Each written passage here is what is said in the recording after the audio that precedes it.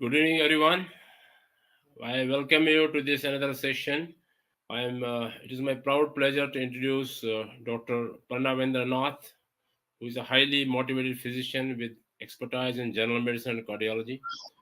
He is dedicated to treating chronic conditions like diabetes and is experienced in managing complex cases like we had in COVID 19. He possesses a meticulous approach and a proven track record of diagnosing and treating various illnesses. Notably, he has experience with critical care and mechanically ventilated patients. So today, he will be talking about diabetic nephropathy in Indian scenario. Over to you, Dr. Pranavendra. Thank you, sir. Thank you for the myself, Dr. Pranavendranath. I'm here to give a talk regarding a small talk, concise talk regarding the prevalence of diabetic nephropathy in India. So, where it all began. So, coming to the health sector, where it all began. So, diabetes in India, coming to the prevalence, is about 9.6% among the adults who age 20 or more, and exclusively India is filled up with all kinds of chronic illnesses, such as diabetes, hypertension, and where the diabetes possesses a major role and competing with hypertension. And here comes like number of people with diabetes in India is the second highest in the world. And in India, 1 in 11 adults is living with diabetes, and over 53.1% of the adults living with diabetes are undiagnosed. Overall world, if we take the overall world percent, it is over, like, 70 to 80% of the people are in diabetic stage who are undiagnosed. Among them are 20%, so approx 50% are in diagnosed state, and likely another 30 to 40% are undiagnosed. And here comes the small talk regarding nephropathy, diabetic nephropathy, and oral diabetic kidney disease, where it can be divided into two states, like microalbuminuria and macroalbuminuria. So urine albumin excretion is, if at all, greater than 20 grams per minute and less than 199 microgram per minute. It is micro. And coming to macro, it's greater than or equal to 200 mics per minute. So, one third of the diabetic patients showed microalbuminuria after 15 years of disease duration, and less than half developed real nephropathy. So, DKD is the primary single cause of end-stage renal kidney, that is DKD. So, coming to the actual prevalence of diabetic nephropathy in India, according to IDF 2021, the number of people affected worldwide has increased by 46% to approximately 783 million. So in India, it contributes major sector of diabetic patients and who are diagnosed and underdiagnosed. And registry data suggests that diabetic accounts of 45% of the cases among end-stage renal disease patients receiving renal replacement therapy. And whereas the study on August 1st, 2007 revealed prevalence and high risk factors diabetic nephropathy in urban South Indian population, and it mostly it's in the Chennai. Here, the prevalence of overt nephropathy and microalbuminuria was 2.2 and 26.9% respectively. So, during the duration of the diabetes, the HbA1c value and systolic blood pressure were common risk factors found out for the overt nephropathy and microalbuminuria. So, stages of diabetic kidney disease, where we can see the stages like hyperfiltration and silent kidney disease, incipient and overt and end-stage renal disease. So here, what happens is actually it starts with the glomerular filtration and hypertrophy, and by the end of end-stage renal kidneys, the glomerular part or the diffuse glomerular sclerosis will be occurring along with albuminuria. First, normal albumin, and that is up to the over stage. Later on, it decrease albumin. GFR is slightly, means sequential decrease of GFR also, we can see. And the hypertension. Hypertension we can be accompanying later in the following slides. So this is the pathophysiology of diabetic nephropathy, where the patient having the hyperglycemia state and with renal hemodynamic changes and activation of RAS system and ischemia and inflammatory changes, oxidative stress. All these accompanies for the rise in oxidative stress hormones and enzymes, everything, and which contributes to three mechanic actions. Whereas like glomerular hypertrophy and sclerosis, podocyte injury, and tubulointestinal fibrosis, accompanying to mesangial cell expansion and contributing to diabetic kidney disease, all the three. So here comes the therapeutic strategies for diabetic management, where it, according to new studies and guidelines and articles, literature. So early initiation of the combination therapy is an approach to achieve glycemic goals as correct earlier and delay the deterioration of glycemic control with possible better prevention of beta cell function. So here, what novel medication therapies are used with diet and exercise, that is lifestyle modification to control high blood pressure in adults with type 2 diabetes, and with drugs, novel medication, combination drugs we can take up with DPP4 inhibitors like sitagliptin, saxagliptin, linagliptin, and SGL2 inhibitors like dapagliflozin, empagliflozin, canagliflozin, and GLP-1 receptor analogs, that is mostly like semaglutide, liraglutide, etc. So a combination of SGL2 inhibitor plus DPP4 inhibitor is suitable for option for Indian type 2 diabetic patient and the following reasons: because it is safer, rapid action, and sustained glycemic control. Good. Improves both insulin resistance, beta cell function. Yes. Helps reduce body weight and body pressure. Exactly. Reduces pill burden and overall cost effectiveness.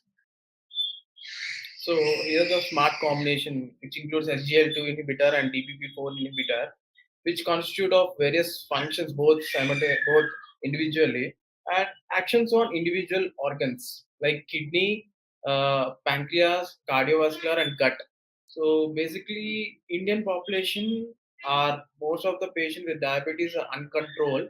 So we tend to start in the combination therapy as SGL2 inhibitor plus DPP4, and it's a good choice for the patients who are having the comorbidities like metabolic syndrome and uncontrolled sugars and hypertensive, obese, all kinds of metabolic syndrome, and including the diabetic nephropathy.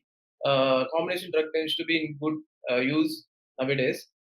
So yeah, DAPS study. So here the FT therapy of dapagliflozin, sitagliptin was effective in improving blood glucose control among the diabetic patients in 3 months. It is effective alternative treatment option for the diabetic patients with adequate glycemic control. So you can see here the change in the fasting plasma glucose and postprandial glucose. Uh, on the graph, the blue graph indicates the fasting, and the green indicates the postprandial. So tends to in the during the course of 3 months, the graph line tends to be in downsloping, and the change in the HbA1c levels. It is the baseline HbA1c level is 8.9, and by the end of the third month or 12 weeks, it is like 7.2. It is a drastic change in the glycemic control. So benefits of SGLT2 inhibitor in diabetic nephropathy, and by as mentioned here, the potential mechanisms of SGLT2 inhibitor induced nephroprotection. What are those? And it is a glucose lowering dependent mechanism, and it also got decrease in blood pressure, body weight, serum uric acid level, and decreases the hyperfiltration via tubular balance, and decrease hypoxia due to shift in fuel consumption. And as you can see the graphs also, the difference between the placebo and the dapagliflozin effect, and the other thing is renal specific composite outcome, which is good with dapagliflozin as we suggest here. So here the significantly reduced lower risk of composite of sustained decline in the estimated GFR of the at least 50% and end-stage renal disease or death from renal cause. So along with the diabetes, it is more profoundly used with heart failure patients also. Benefits coming to DPP4 inhibitor in diabetic nephropathy, and it improves kidneys function, corrected renal histopathology by decreasing urea and decreasing urine albumin creatinine ratio, and increases the creatinine clearance, and by that way it improves the kidney function, protective function, and renal histopathology is decreasing interstitial fibrosis and glomerular sclerosis. And DPP4, it also activates the GLP-1, and yeah, by that way it also substrate means it also prolongs the action of BNP and peptide, everything. By this, SITA significantly reduced diabetic kidney disease by inhibiting the kidney index and attenuating 24-hour urine protein. reducing the BUN and serum creatine, inhibiting progressive renal fibrosis, and increasing extracellular matrix, including collagen 4 and fibronectin. So, protective function, renoprotective function is of DPP4. It mainly shows good renoprotective by inhibiting the progressive renal fibrosis, and decreases the glucose levels, increases cardioprotection, and decreases oxidative stress, and decreases the renal inflammatory process also. So hereby I conclude my session of small concise talk regarding the prevalence of diabetic nephropathy in India. Uh, I request Dr. Masudi sir to continue the session, and if at all any questions or queries, just please go on. Thank you, Dr. Pranav. It was a nice talk. Yes, sir. You nicely summarized this complex topic of nephropathy. There was a time when we would say that in a patient of diabetic retinopathy, you find this much of protein, then we call it diabetic nephropathy. So it means that first you have to have a diabetic retinopathy. But Yes, presently, we see so many cases where we find nephropathy to start with, or there's no retinopathy, but there is nephropathy. So you made it very simple and very nicely discussed. Thank you very much. thank you. Uh, there are some questions. Can we go ahead? Yeah, please, sir. So though you mentioned it briefly, but we would like to for the audience. Yes, sir. What are the Sure. primary risk factors for diabetic nephropathy in Indian diabetes patients? So diabetic Factors, nephropathy, so we tend to have risk factors like hypertension, uncontrolled sugars initially, hypertension, obesity, and cholesterol, hypercholesterolemia, dyslipidemia. It all constitute, and mostly majorly in India, we tend to have low sedentary lifestyle. These right? are the main risk factors for what we go diabetic nephropathy constitutes. Right. Thank you. The another question is how does the presence of conditions like hypertension and cardiovascular disease affect the progression and care of diabetic nephropathy in Indian patients? So basically, the both hypertension and diabetes are chronic illnesses, as you know, and it tends to start at any point, some point of lifetime in individuals at aging, even in young people. Mostly, we tend to see in young people nowadays. And the main thing we found out, like it is hyperfiltration. So hyperfiltration of the renal, urine. So this we tend to found in most of the patients along with hypertension and diabetes, and undiagnosed diabetes also constitution to the nephropathy. As you said, the retinopathy is nowadays difficult to identify in the people with nephropathy. So we tend to found this is the main reason culprit causing means leading to the diabetic nephropathy. People. Thank you. Next question is what are the latest diagnostic guidelines or tools for early detection of nephropathy in Indian clinical setting? Diagnostic tools and Yeah. guidelines. Coming to latest guidance tools which physicians and endocrinologists, diabetologists use tend to use. Previously, we use for urine dip test.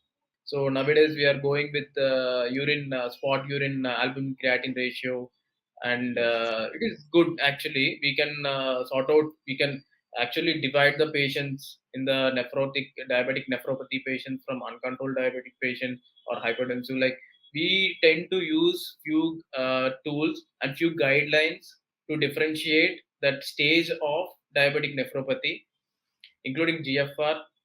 And the first one, with anyone coming to the clinician or clinic or anything, we tend to go for urine albumin creatine ratio, and it actually gives a good result in diagnosing, differentiating and diagnosing also. So GFR along with albumin, so we can tend to consider like microalbuminuria or macroalbuminuria as well.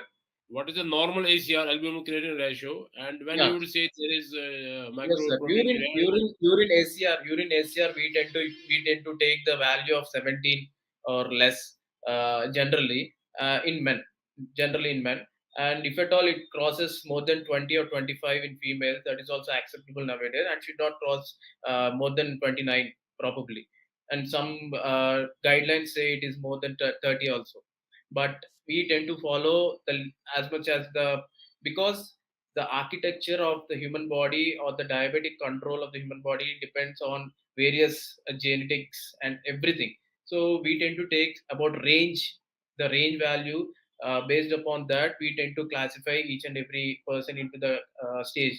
So coming to GFR value, we tend to start, or we tend to go for the drug therapy, means diabetic therapy, if at all, and that is also mainly SGL2 2 inhibitors.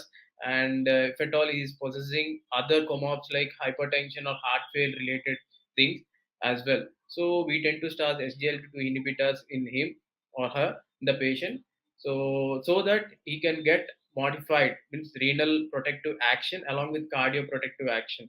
So coming to, means starting from the urine ACR, we tend to go to the level that extent we can treat the patient in certain level based upon the age and this progression, depending Right. upon also HbA1c levels.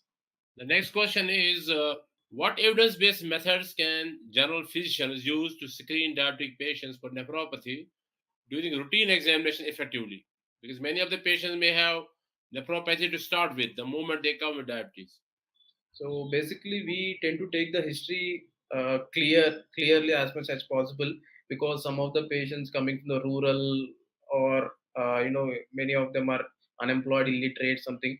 So we tend to guide them in a proper way, starting with good therapy and starting with basic need of investigations. The investigations possess a greater and major role in treating diabetes in India. So most of the people will never go for any of the investigations. Any of the investigations. This is well-known fact. But the clinician or the endocrinologist or the dietitian who is treating the patient, who is actually talking to the patient, should guide them in a such a way that investigations in a diabetic profile patient are essential.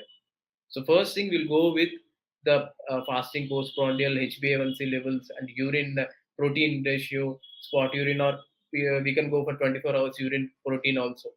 So these all tends to, including the GFR, calculating the GFR, this all tends to clearly understand what exactly diabetes is doing to his kidney or his heart, and any other complications are arising.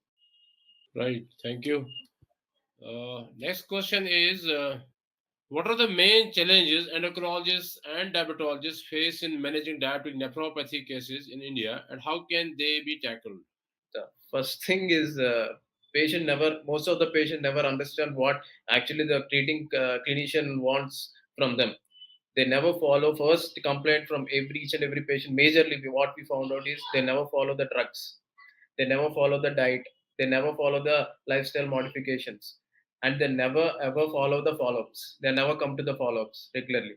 So all four contributes to loss of either leading to this uncontrolled sugars, or leading to this, vascular complications, and leading to completely end-stage renal disease. Some patients also tends to say, I tend to see in the starting phase, and I also saw them in the end-stage renal disease taking renal replacement therapy. So these features mainly contribute those things. Right. So, what specific dietary measures, or have specific dietary or lifestyle changes shown effectiveness in slowing or preventing diabetic nephropathy progression among patients? So, dietary and lifestyle changes that have been shown to be effective in retarding the progress. Hmm. So basically, what dietary advice I would prefer to give is, uh, first control your sugars with drugs. Basically, control, do lifestyle modification, like go for an aerobic exercise, like hardly 150 minutes per week as guidelines say, preferably. Like make your blood pressure controlled every time, all the time. If at all needed, go for the drugs. And most probable, most main thing in India what we face is salt intake is very much high in India. So with that, we patients got increased with hypertensive changes, both vasculature changes, micro and macrovascular changes, along with the diabetes. So I would prefer to say them to reduce the salt intake by hardly 3 to 4 grams per day, if at all they are not hypertensive, or less than 3 grams per day if at all they are hypertensive. Along with that, I would prefer to take would prefer them to take omega-3 fatty acid supplements as well, Right. and make the HDL level little higher than 50. Okay. So, are there any over-the-counter medications or supplements that diabetic patients should avoid due to potential kidney health risks? Because there's a common tendency among patients not to go for supplements, to go for tonics. So what we face, means clinicians generally face, was if at all a patient is diabetic, he would think he will be the diabetic phase, that to uncontrolled phase to lifelong, and there is no other go for him to completely cure. So in search of complete cure, these patients are scrutinized to means they act upon single a narrow view vision, and they'll go to other modalities like going to Ayurveda, Unani, and etc. etc. So what happens is, once we keep them on one drug, they would choose to go on other drug as well. It means combining with the same what we kept in the allopathy.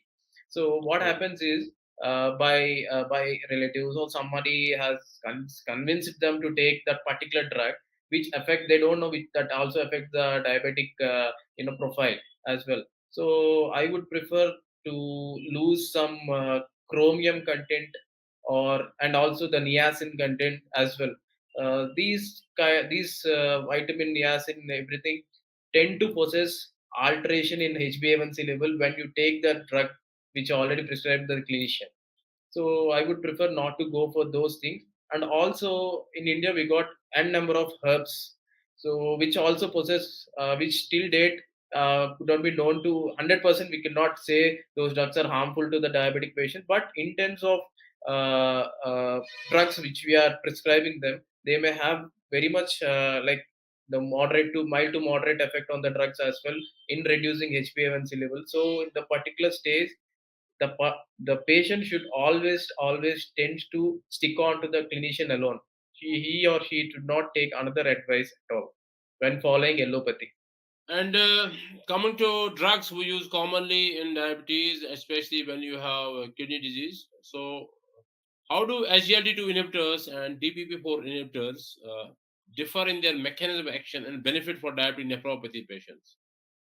So, Yeah, SGLT2 SGL2 inhibitors inhibitors. versus gliptins. So SGL2 inhibitors are like mostly they're lowering the glycemic control, causing glycosuria. So that is very much essential right now. And also they are lowering the systolic pressure. So it is very much good, and it is an like it's an alternative for diuretic as well. We prescribe for heart failure patient as a diuretic alternative to diuretic, and the guidelines also showed it's a good result, uh, starting in the initial stage in the diabetic nephropathy as well as with cardio renal protection action. Coming to DPP4 inhibitors, they work on different action by controlling or increasing the incretin secretions. So depending upon the action, both these are combined together, will have absolute glycemic control as well, and lowering the blood glucose, blood sugar, blood pressure levels, and maintaining the body weight as well. So, are there specific patient groups such as those with certain comorbidities or kidney function issues for whom combination therapy with SGLT2 inhibitors and gliptins is particularly recommended or discouraged? I would say it differs from patient to patient, and what stage is being on, sir. Basically, we tend to start in the novel therapeutic drugs, SGLT2 inhibitors plus DPP4 inhibitors naturally. But what happens is, patient, depending upon the patient and his choice, with either he's having any other comorbs, and I tend to prefer along patient. It differs actually patient to patient. So that's it. You cannot straight away go to each and every patient to take them the pill, either it is having they're having a comorbs or not. Thank you. Last question. You know, this is a digital age and we talk about everything digital. And, because of COVID, there are a lot of problems, but there was some one advantages that we started using digital applications and telemedicine.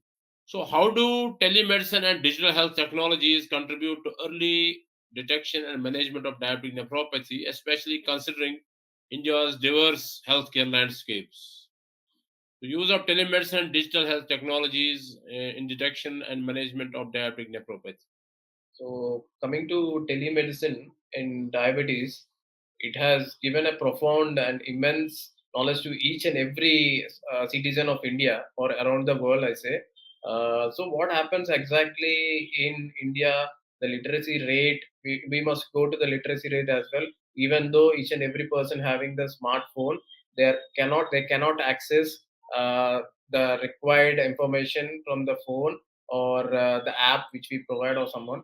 So coming to telemedicine in diabetes, person with undiagnosed diabetes, he tend to check the symptoms and signs on the net. He tend to call the concerned doctor or clinician. He'll meet the clinician, and it's a good choice opting a telemedicine, but proper channel through proper channel. It should follow some rules, and it should also have some enlightenment to the people. Like we tend to go with diabetes care, so the care should be taken away to the concerned particular clinician alone. If at all we are just giving out the rules like randomly to the patients, they would not understand, and they would think everything is because of diabetes. There are other immense chronic illnesses as well, like diabetes. So we should give according to the what patient or the person needed. That information should be given through the telemedicine, and by modulating or motivating the patient to reach the clinician to find out the stage or the present situation of the diabetic profile in that patient, or is actually having other chronic illnesses. Thank you, Dr. Pranav. It was nice. You talked about nicely about why this prevalence of diabetic nephropathy in India. What are the challenges? How do we detect it? What drugs we should prefer? What drugs we should avoid? And you give a broad outline how we can use telemedicine and digital technologies.